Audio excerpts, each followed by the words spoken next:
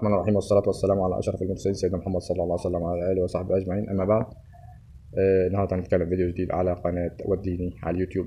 محتوى الفيديو بيقول تجربتي مع العصب السابع وإزاي أعالج نفسي من العصب السابع. قبل ما طبعا ندخل في التفاصيل، نتمنى الاشتراك في القناة وتفعيل الجرس، واكتبوا لنا في التعليقات لو عايزين تروحوا مع مكان معين أو عندكم معلومة، وشير الفيديو ليصلكم كل جديد. طبعا، ما هو العصب السابع أو ما هو التهاب العصب السابع أو شلل الوجه النصفي؟ هو المسؤول عن التحكم في عضلات الوجه، مما يؤدي إلى خلل في تعبيرات الوجه الحركية، مثل صعوبة الابتسامة وصعوبة إغلاق العين وصعوبة الأكل والمضغ وصعوبة تحريك الحاجب وشلل تام نصف الوجه، عافانا الله وإياكم. 2. أسباب الإصابة بالعصب السابع. لم يثبت دليل قاطع أو دليل واحد على سبب الإصابة بالعصب السابع، ولكن هناك أسباب مختلفة.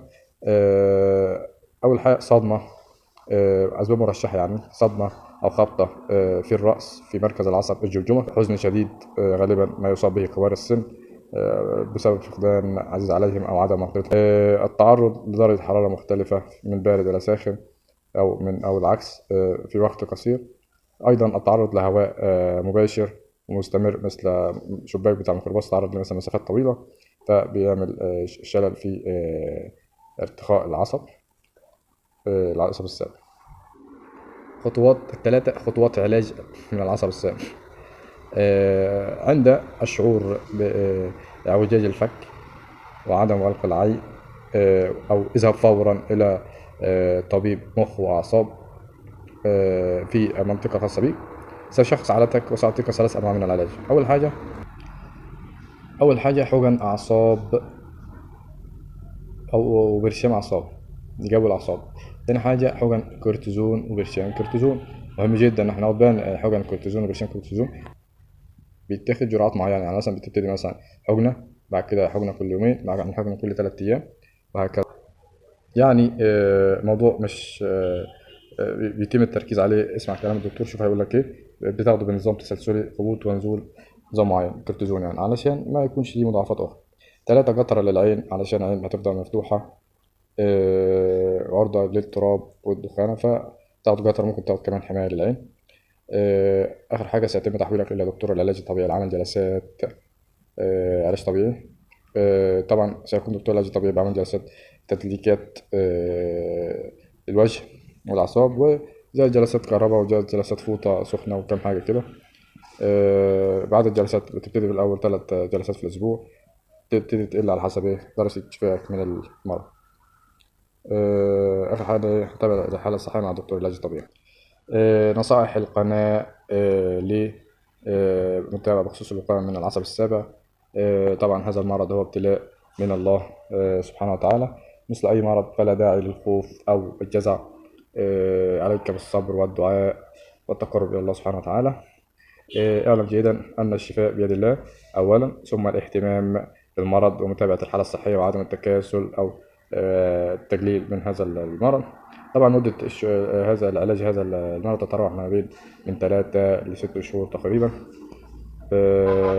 نقطة تالت، عند اختيار دكتور علاج طبيعي يفضل اختيار دكتور قريب منك في السكن وفي المواصلات، علشان ما تملش من الذهاب للدكتور كل شوية، لأنك هتروح 3 مرات في الأسبوع، فلو مكان بعيد هتمل وهتكسل، فخليك دكتور قريب.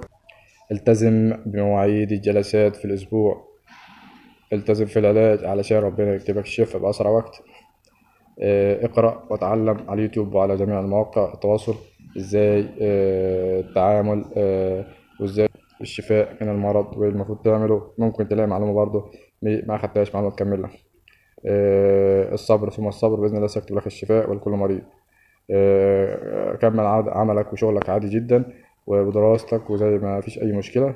وهذا المرض طبعا ليس مرض عضوي، يعني ما بيوقفش حاجة، هو بس عصب بيرتخي، بتعمل انت جلسات بتفوقه، فما فيش داعي انك توقف دراستك او توقف حياتك او توقف شغل بيتك زي ما انت شغال.